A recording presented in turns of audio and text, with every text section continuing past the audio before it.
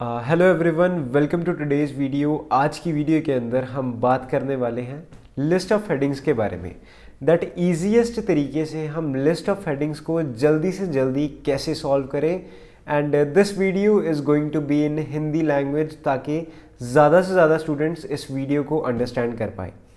तो इस वीडियो में टिप्स एंड ट्रिक्स के साथ हम बातचीत करेंगे कि लिस्ट ऑफ हेडिंग्स को कैसे सॉल्व किया जाता है। तो इस वीडियो के अंदर मैं सर्टेन क्वेश्चंस लूँगा मेरे सामने, जिनकी हेल्प से मैं आपको समझाऊंगा कि लिस्ट ऑफ हेडिंग्स को हम आसानी से कैसे सॉल्व कर सकते हैं।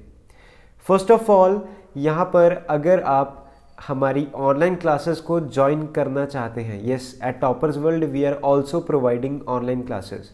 तो अगर आप हमारी क्लासेस को ज्वाइन करना चाहते हैं, you can contact at the numbers given below in the description box. Numbers मैं आपको ऐसे भी बता देता हूँ, that is 7973758644 and our second mobile number is 9872620931। आप इन नंबर्स पर कांटेक्ट करके ऑनलाइन क्लासेस के बारे में डिटेल्स पता कर सकते हैं and you can join our classes.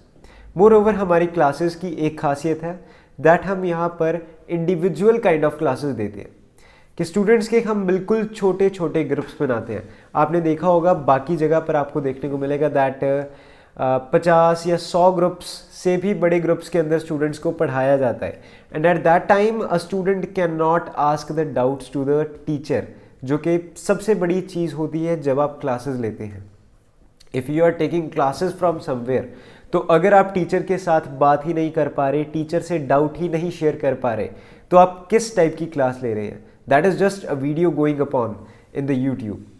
तो इस वजह से इस प्रॉब्लम को सॉल्व करने के लिए हम यहाँ पर छोटे छोटे ग्रुप्स बनाते हैं स्टूडेंट्स के। 2 या 3 स्टूडेंट्स हम एक ग्रुप में रखते हैं and that is how we carry on our classes at toppers world. आपको यहाँ पर सिंगल मॉड्यूल क्लासेस भी मिल जाएंगी। You can just contact at the numbers below and आप सारी बातचीत हमसे कर सकते हैं वहाँ पर। तो चलिए वीडियो के अंदर चलते हैं। तो वीडियो के अंदर आपको यहाँ पर स्क्रीन पर क्वेश्चंस शो होंगे और साथ ही साथ पैसेजेस शो होंगे साइमल्टेनियसली, जैसे जैसे मैं उन्हें सॉल्व करता जाऊँगा। तो चलिए आज की वीडियो को स्टार्ट करते हैं। तो यहाँ पर जो मेरे पास सेट ऑफ क्वेश्चंस हैं, सबसे पहले मैं आपको टेस्ट नंबर बता देता हूँ। यहाँ पर मेरे पास आइल्स की कैम्ब्रिज बुक है नंबर 14 एंड इसका टेस्ट नंबर मैं कर रहा हूँ यहाँ पर test 2 and it is third reading passage. इसके अंदर अराउंड मेरे पास 8 क्वेश्चंस हैं लिस्ट ऑफ हेडिंग्स के, जिनको मैं आज के दिन सॉल्व करने वाला हूँ आपके सामने। तो चलिए इन्हें सॉल्व करते हैं। तो यहाँ पर फर्स्ट ऑफ ऑल टॉपिक पढ़ लेते हैं। Topic that is given to us today is why companies should never should welcome disorder. Why companies should welcome disorder. तो ये है आज का जो हमें टॉपिक गिवन है, ठीक है। तो लिस्ट ऑफ हेडिंग्स के अंदर एक बहुत ख़राब सी चीज़ है जो हर कोई बताता जा रहा है यूट्यूब पर, दैट स्किमिंग करते जाइए। क्या कहते हैं उसे ट्रिक को, स्किम एंड रीड, कुछ ऐसी ट्रिक है कि आप जल्दी जल्दी सिर्फ रीड करते जाइए। अगर आप रीड करते जाएंगे आप कुछ भी नहीं अंडरस्टैंड करेंगे, ओके। तो फर्स्ट ऑफ ऑल इस ट्रिक को दिमाग में से निकाल दीजिए, this is not a trick. Skimming will be helpful in MCQs और in fill in the blanks, but यहाँ पर आपको बिल्कुल भी हेल्पफुल नहीं देखने को मिलने वाली। तो यहाँ पर आपको करना क्या है? फर्स्ट क्वेश्चन इज कि पहले हम पैसेज को रीड करें या फिर पहले हम क्वेश्चंस को रीड करें। तो यहाँ पर आपको एक चीज़ करनी है, that read the passage at first. पहले पैसेज को पढ़िए। पैसेज में से जो आपको की आइडिया देखने को मिल रहा है उसको पहले आप एक जगह नोट डाउन कर लीजिए या फिर दिमाग में रखिए। देन उन आइडियाज़ को मैच करिए आप क्वेश्चंस के साथ। देन आप इजीली इस लिस्ट ऑफ हेडिंग्स को सॉल्व कर पाएंगे। तो चलिए हम पैसेज से स्टार्ट करते हैं। तो यहाँ पर फर्स्ट पैसेज को रीड करते हैं। आपको यहाँ पर पैसेज स्क्रीन पर डिस्प्ले हो रहा होगा। तो चलिए, organisation is big business whether it is of our lives, all those in boxes and calendars, or how companies are structured, a multi-billion-dollar industry helps to meet this need। तो यहाँ पर organisation के बारे में बात की जा रही है कि क्या डेफिनेशन वगैरह उसकी। तो अभी तक मुझे यहाँ पर कुछ की पॉइंट नहीं नज़र आ रहा। We have more strategies for time management, project management and self organisation than any other time in human history. तो यहाँ पर स्ट्रेटजीज़ की बात की गई। मुझे इतना पता चला कि स्ट्रेटजीज़ की बात की गई है कि हमारे पास सबसे ज़्यादा स्ट्रेटजीज़ हैं पूरे टाइम से, कि जितनी भी ह्यूमन हिस्ट्री रही है हमारे पास सबसे ज़्यादा रिसोर्सेज इस टाइम पर अवेलेबल हैं. We are told that we ought to organize our company, our home, our life, our week, our day, and even our sleep, all as means to become more productive. Every week, countless seminars and workshops take place around the world to tell a paying public that they ought to structure their lives in order to achieve this. तो अभी तक मुझे पूरे passage से एक चीज़ समझ आ गई, that यहाँ पर हमें कुछ सिखाया जा रहा है. दैट आपने यहाँ पर स्टार्टिंग में देखा वी आर टोल्ड, कि हमें बताया गया. उसके बाद आपको 2-3 बार यहाँ पर ऑट देखने को मिला. ऑट वर्ड क्या होता है? ऑट का मतलब होता है शुड. ऑट शुड का सिनोनिम होता है. आप इसको इस तरीके से यूज भी कर सकते हैं राइटिंग वगैरह के अंदर या स्पीकिंग वगैरह के अंदर. तो ऑट और टोल्ड, यहाँ से मुझे पता चल रहा है कि कुछ हमें बताया जा रहा है. तो basically this passage is telling us that how we can organise our lives. तो चलिए अब हम चलते हैं सेट ऑफ हेडिंग्स के ऊपर और वहाँ से मैच करते हैं कि किस तरीके के आंसर से हमारा जो पैसेज है वो मिल रहा है.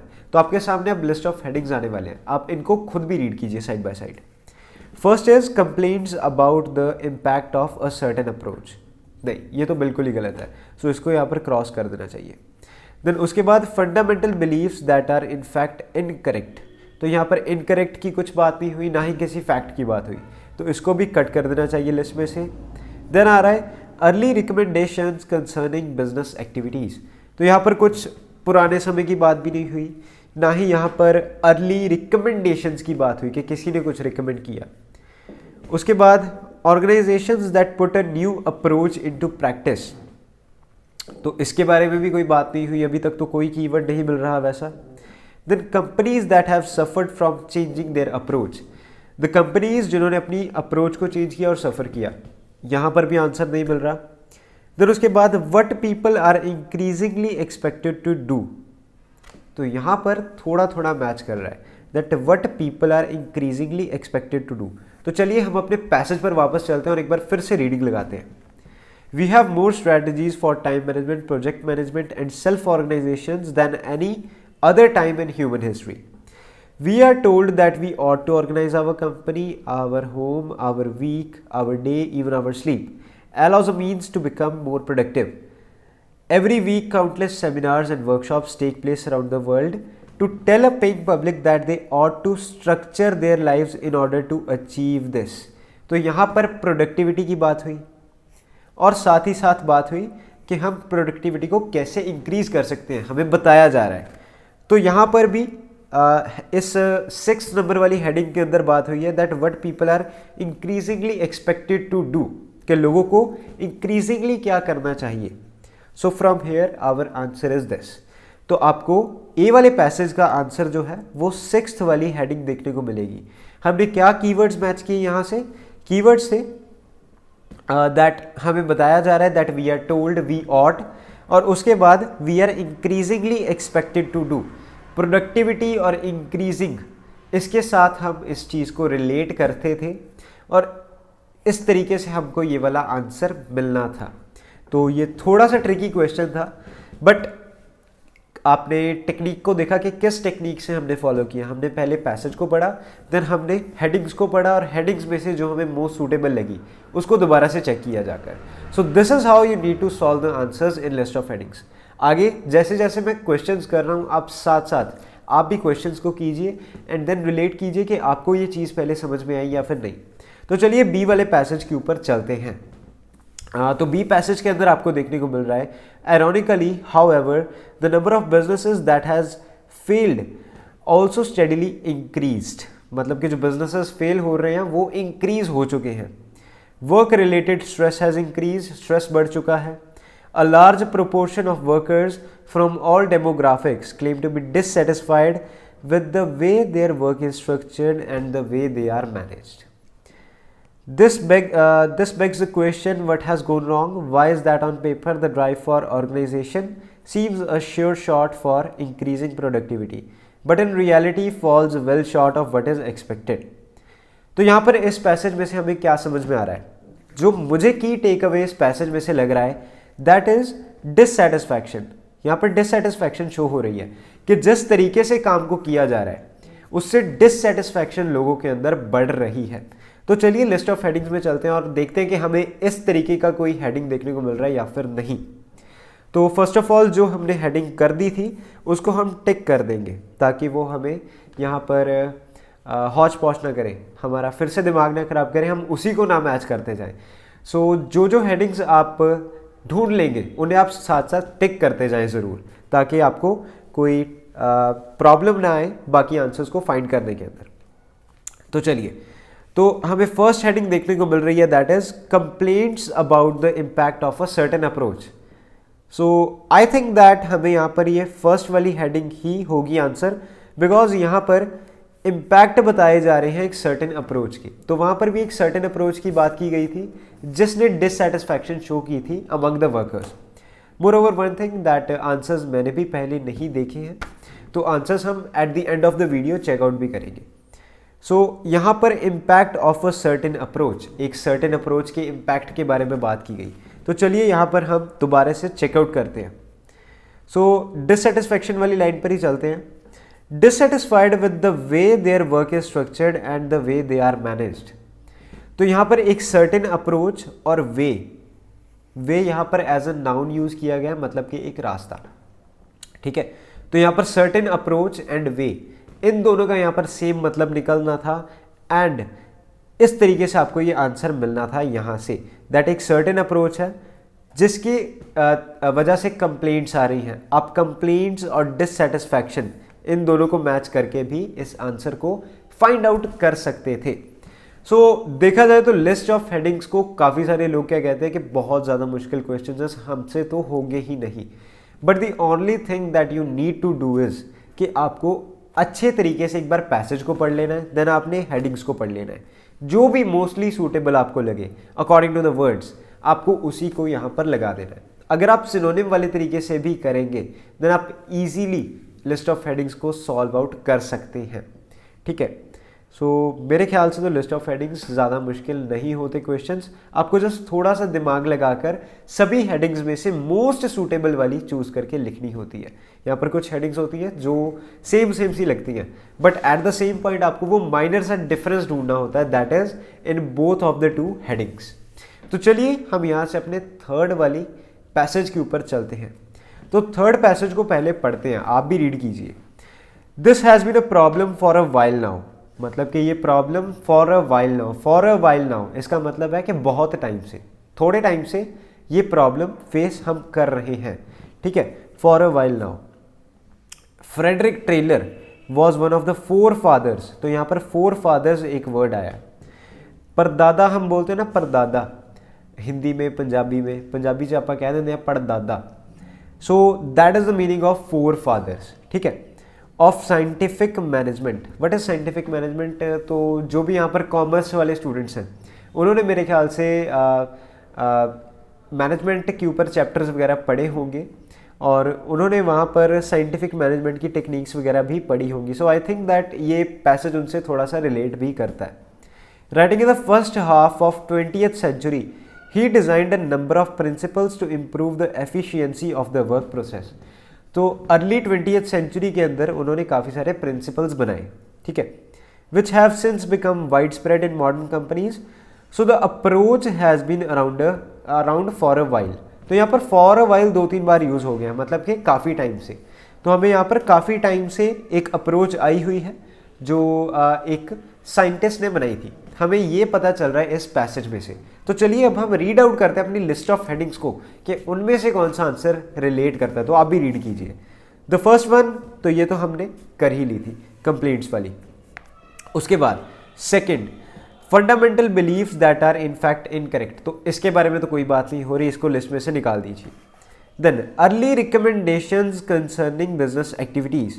तो यहाँ पर अर्ली रिकमेंडेशंस की बात हो रही है और पैसेज के अंदर भी हमारी यही बात हो रही थी दैट अर्ली जो चीज़ें काफ़ी टाइम से आ चुकी हैं, मतलब एक अप्रोच है जो काफ़ी टाइम से बता दी गई है एक साइंटिस्ट की तरफ से, जो काफ़ी टाइम से यूज़ की जा रही है। तो यहाँ पर भी अर्ली रिकमेंडेशन की बात हुई। So from here our answer is the third list of heading. ठीक है, तो सी का आपका आंसर आ जाएगा third list of heading.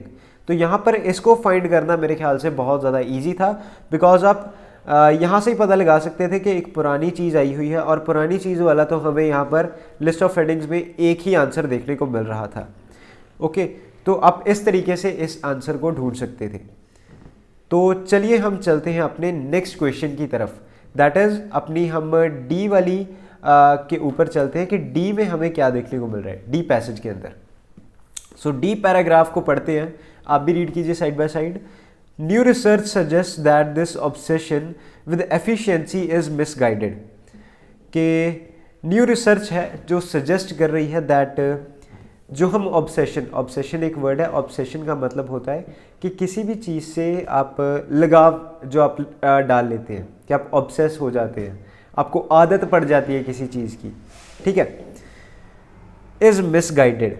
The problem is not necessarily the management theories or strategies we use to organize our work, it's the basic assumptions we hold in approaching how we work। तो यहाँ पर बात की जा रही है कि problem ये नहीं है कि हम कौन सी स्ट्रेटजी या फिर क्या थ्योरी यूज़ करते हैं अपने वर्क को करने के लिए, ऑर्गेनाइज करने के लिए, बट यहाँ पर एक बेसिक अजम्पशन जो हम बना लेते हैं काम को करने से पहले, वो यहाँ पर आपके काम को ख़राब कर देती है। तो यहाँ पर एक नेगेटिव सी हमें प्रॉब्लम देखने को मिल रही है, ठीक है। Here it's assumption that order is a necessary condition for productivity. तो यहाँ पर उन्होंने एक एग्जांपल देनी यहाँ से स्टार्ट कर दी है। जब भी आपको हेयर वगैरह आ जाए, ठीक है, HERE वाला हेयर कोई भी क्वेश्चन के अंदर देखने को मिल जाए, इट मीन्स दैट वहाँ से आपकी कोई एग्जाम्पल ज़रूर स्टार्ट हो रही है, ठीक है। So here it's the assumption, एक अजम्पशन दी जा रही है आपको that order is a necessary condition for productivity, कि जो ऑर्डर है वो एक नेसेसरी कंडीशन है प्रोडक्टिविटी के लिए। तो ऑर्डर को यहाँ पर एज अ नाउन यूज किया गया है। 12th कॉमर्स वाले स्टूडेंट्स को जरूर पता होगा order as a principle of management, ठीक है। This assumption has also fostered the idea that disorder must be detrimental to organisational productivity. Detrimental का क्या मतलब होता है? इंपॉर्टेंट। तो एक आदि आप कॉपी भी लगाएं जिसके अंदर आप ऐसे वर्ड्स को नोट डाउन करते रहें रोज़ के लिए, और उन वर्ड्स को आप रोज़ एक बार रीड ज़रूर करें, बिकॉज इस तरीके से आप वोकेबलरी अपनी काफ़ी अच्छी इंक्रीज कर सकते हैं। तो चलिए, detrimental to organisational productivity, the result is that business and people spend time and money organising themselves for the sake of organising rather than actually looking at the end goal and the usefulness of such an effort। तो चलिए, तो यहाँ से मुझे एक चीज़ जो समझ में आ रही है पैसेज से, दैट इज़ कि हम लोग कई चीज़ों को अप्लाई करते जाते हैं, दैट कुछ सर्टेन ऑर्डर्स को या फिर सर्टेन आप कह सकते हैं कि मैनेजमेंट के प्रिंसिपल्स को अप्लाई करते जाते हैं, बट हम एक बार सोचते नहीं कि क्या ये यूज़फुल होंगे या फिर नहीं। जस्ट हम अज्यूम कर लेते हैं कि इनको यूज़ करने से हमारी प्रोडक्टिविटी इंक्रीज हो जाएगी। तो इस तरीके का हमको एक हेडिंग चूज़ करना है इन लिस्ट ऑफ हेडिंग्स में से। तो चलिए, आपको भी डिस्प्ले हो रहा है, आप भी देखिए कि आपको कौन सा लगता है, और ये भी देखते हैं कि पहले कौन ढूंढता है, ठीक है। तो यहाँ पर हमें फर्स्ट देखने को मिल रहा है, फर्स्ट तो हमने चूज़ कर लिया, ठीक है। देन हमें सेकंड वाला एक यहाँ पर लिस्ट ऑफ हेडिंग देखने को मिल रहा है, that is fundamental believes that are in fact incorrect. तो मेरे ख्याल से तो हमें आंसर फर्स्ट टाइम में मिल गया, that fundamental believes that are in fact incorrect. Fundamental believes क्या होते हैं कि scientific principles and fundamental believes, तो हमें यहाँ पर सिनोनिम्स देखने को मिल रहे हैं, है ना। उसके बाद that are in fact incorrect, जो असल में गलत है। तो यहाँ पर भी कुछ ऐसी बात की गई है कि कुछ प्रिंसिपल्स हम यूज़ करते जा रहे हैं, बट हमें ये नहीं पता कि वो सही है या फिर नहीं। So from here we can relate our both of the answers, ठीक है, बोथ ऑफ द स्टेटमेंट्स को आप रिलेट कर सकते हैं, और यहाँ से आपको ये वाला सेकंड लिस्ट ऑफ हेडिंग इसका आंसर देखने को मिल जाएगा। तो चलिए एक बार सारी लिस्ट ऑफ हेडिंग्स को रीड करते हैं कि और कौन सा रिलेट कर रहा था, किस में हम कंफ्यूज हो सकते थे। देन थर्ड वाला हमने यूज़ कर लिया था, organisations that put a new approach into practice, नहीं, ये आसपास भी नहीं है उसके। Companies that have suffered from changing their approach, so ये भी नहीं था मेरे ख्याल से। तो how to achieve outcomes that are currently impossible, ये भी नहीं था। Neither approach guarantees continuous improvement. तो इसमें और आप सेकंड वाले में, second and eighth list of heading में आप थोड़े से कंफ्यूज हो सकते थे, बिकॉज दोनों में ही एक साइंटिफिक मैनेजमेंट के प्रिंसिपल को गलत प्रूव किया गया है।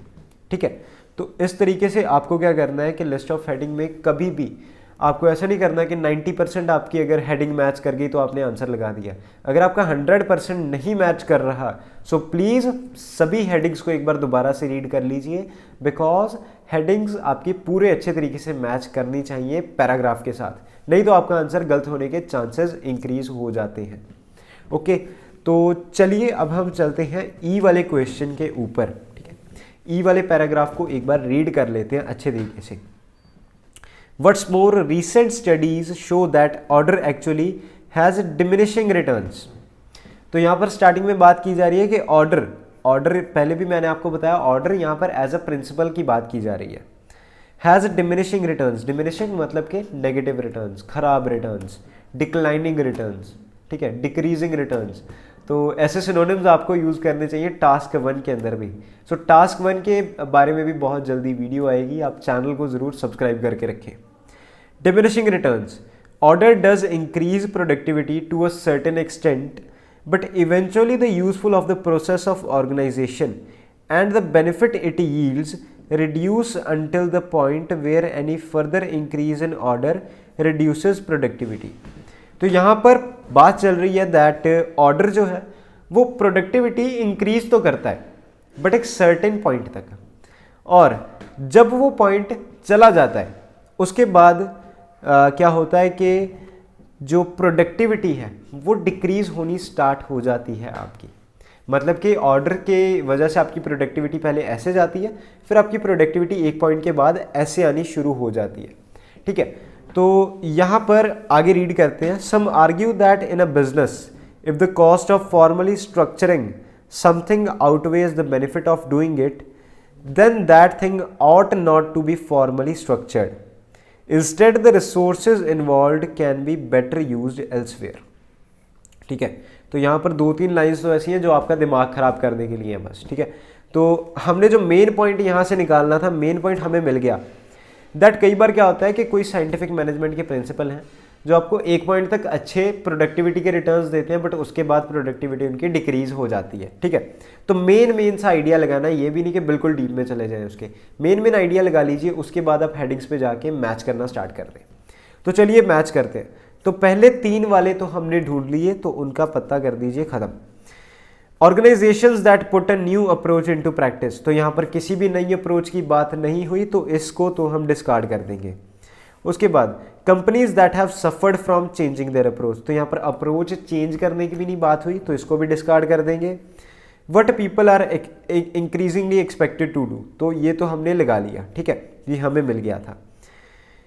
Neither approach guarantees continuous improvement, ठीक है, तो ये भी हमें अभी मिला ही नहीं, तो और मोर ओवर ये हमें मैच भी नहीं करता हुआ नज़र आ रहा, ये बिल्कुल भी नहीं मैच कर रहा, क्योंकि इम्प्रूवमेंट की बात नहीं हुई थी। इम्प्रूवमेंट स्टार्टिंग में हुई थी, प्रोडक्टिविटी इंक्रीज हुई थी, बट आफ्टर दैट वो डिक्रीज हुई थी, तो मैच नहीं कर रहा।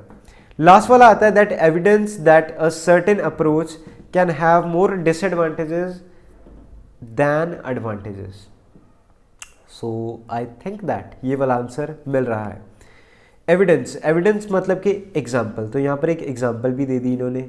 ठीक है, ऑर्डर, जब हम ऑर्डर लगाते हैं, मतलब कि ऑर्डर को यूज़ करते हैं एज अ मैनेजमेंट प्रिंसिपल, तो एक टाइम पर तो आपकी प्रोडक्टिविटी इंक्रीज होती है बट बाद में डिक्रीज हो जाती है। तो यहाँ पर एडवांटेज भी हुआ और डिसएडवांटेज भी हुआ। ठीक है, मोर ओवर आगे इन्होंने बात कर दी कि डिसएडवांटेजेस जो हैं वो इंक्रीज हो जाते हैं, दैट जो बेनिफिट ऑफ डूइंग इट है वो कम हो जाता है। सो इस तरीके से आपको यहाँ पर पता चलना था कि इसका 9th वाली हेडिंग इसका आंसर है। सो एक बार दोबारा देख लेते हैं कि हमें कैसे पता चला। एडवांटेजेस एंड डिसएडवांटेजेस दोनों की बात की गई, तो जिसको तो तुक्का लगाना था यहाँ से भी लगा सकता था वो। उसके बाद एविडेंस लिखा था, एविडेंस को हमने मैच कर लिया यहाँ पर गिवन एग्जाम्पल से। स्टार्टिंग में ये भी बताया गया था ना, what's more recent studies show that, recent studies और एविडेंस, यहाँ पर ये चीज़ मैच कर रही थी। ठीक है, जहाँ पर भी रिसेंट स्टडीज़ वगैरह आ जाए तो आप एविडेंस को ज़रूर वहाँ पर देखें। अगर वर्ड लिखा हुआ है आपकी हेडिंग के अंदर या फिर स्टेटमेंट के अंदर, देन आपको वहाँ पर वर्ड लिखा दिया जा सकता है, दैट इज़ इलस्ट्रेशन या फिर एग्जामिनेशन, एक्सपेरिमेंट। काफ़ी सारे वर्ड्स ऐसे आते हैं जिनको आपको निगलेक्ट नहीं करना चाहिए। ठीक है, तो इस तरीके से आपको ये वाला लिस्ट ऑफ हेडिंग्स ढूंढ लेना था। सो काफ़ी सारे लोग यहाँ पर क्या कहते हैं कि काफ़ी सारे स्टूडेंट्स होते हैं जिनका लेवल होता है 5 या 5.5 बैंड वाला। वो कहते हैं कि सर टिप्स एंड ट्रिक्स दे दो, टिप्स एंड ट्रिक्स बता दो कि हमारे बैंड इंक्रीज हो जाए। भाई टिप्स एंड ट्रिक्स एक पॉइंट पर वर्क करते हैं। अगर मैं आपको सच्ची बात बताऊं तो टिप एंड ट्रिक्स एक पॉइंट पर वर्क करते हैं कि जब आपके पास टाइम कम है और अपनी अंडरस्टैंडिंग के साथ अगर आप करेंगे तो आपको टाइम ज़्यादा लग जाएगा। ठीक है, so when you are having less of the time left in the exam then only you should go with the tips और tricks method. Tips and tricks क्या होता है कि आप यहाँ पर तुक्के लगा दें थोड़े बहुत क्वेश्चंस के। तो तुक्के कैसे लगा सकते हैं? तुक्के भी थोड़े अच्छे तरीके से लगेंगे, तुक्के भी अंडरस्टैंडिंग के साथ लगाएं। दैट थोड़ा बहुत पढ़ लें, जितना भी टाइम है आपके पास, थोड़ा बहुत जल्दी जल्दी रीड करके आपको जो भी जो क्या कहते हैं कि मोस्टली रिलेटिव आंसर लग रहे हैं उनको लगा दीजिए। ठीक है, टिप्स एंड ट्रिक्स की ये बात नहीं है कि हम आपको कोई टिप्स दे देंगे 4-5 और आपका टेस्ट के 7 बैंड आ जाएंगे आपके, तो ऐसा नहीं होता। You should rely upon your understanding the most. हम यहाँ पर आपको टिप्स की जगह यहाँ पर स्ट्रैटेजीज बता सकते हैं। जैसे हमने इस स्ट्रैटेजी जो हमने यूज़ की यहाँ पर आज के वीडियो के अंदर, द स्ट्रैटेजी वॉज कि हमने यहाँ पर जस्ट की पॉइंट्स को अंडरलाइन किया और हमने जो भी मेन पॉइंट हमें देखने को मिल रहा था पैराग्राफ के अंदर, हमने उनको रिलेट किया यहाँ पर हेडिंग्स के साथ, और इस तरीके से हमने कितने सारे आंसर्स फाइंड भी कर लिए। तो आपको इन चीज़ों की तरफ ज़्यादा से ज़्यादा जाना चाहिए। तो चलिए अब हम चलते हैं अपने नेक्स्ट क्वेश्चन के ऊपर, दैट इज एफ वाले पैराग्राफ पर। In fact research shows that when innovating the best approach is to create an environment devoid of structure and hierarchy and enable everyone involved to engage as one organic group. These environments can lead to new solutions that under conventionally structured environments filled with bottlenecks in terms of information flow, power structures, rules and routines would never be reached. तो यहाँ पर मुझे एक चीज़ पता चल रही है that starting में जब भी रिसर्च वगैरह आ जाए उस चीज़ को ज़रूर अंडरलाइन कर लीजिए। दैट एक रिसर्च हुई जो बता रही है कि जो बेस्ट अप्रोच है एक बढ़िया इन्वायरमेंट बनाने के लिए, दैट इज़ कि हम यहाँ पर चीज़ों को कुछ उस तरीके से करें दैट यहाँ पर जो इम्पॉसिबल चीज़ें हैं उनको भी हम सॉल्व कर लें सॉल्यूशंस के साथ, कि these environments can lead to new solutions. ये इन्वायरमेंट आपको न्यू सॉल्यूशंस दे सकते हैं कि आप उन चीज़ों को भी सॉल्व कर सकते हैं जो हम वैसे कन्वेंशनल एनवायरनमेंट में नहीं कर सकते थे। कन्वेंशनल क्या होता है? कन्वेंशनल मतलब पुराना। ठीक है, काफ़ी जगह यूज़ कर लीजिएगा इस वर्ड को, conventional. This is a new word, conventional. पुरानी चीज़ों को हम बोलते हैं कन्वेंशनल। ओके, सो यहाँ पर चलिए अब हम रीड आउट करते हैं कि कौन सी लिस्ट ऑफ हेडिंग इनसे मैच कर रही है। फर्स्ट 3 वाले हमारे हो गए, उसके बाद फोर्थ वाला है that is organisations that put a new approach into practice. इसके बारे में कोई बात नहीं हो रही। देन हम चलते हैं फिफ्थ वाले के ऊपर, companies that have suffered. Companies यहाँ पर सफरिंग की भी नहीं बात हुई। सिक्स वाला वो हमने पहले ही फाइंड आउट कर लिया। उसके बाद seventh, how to achieve outcomes that are currently impossible. So yes, this is matching. How to achieve outcomes that are currently impossible. Currently और कन्वेंशनल, मैंने आपको बताया ना, कन्वेंशनल जो हम यूज़ कर रहे हैं, जो पुरानी चीज़ है।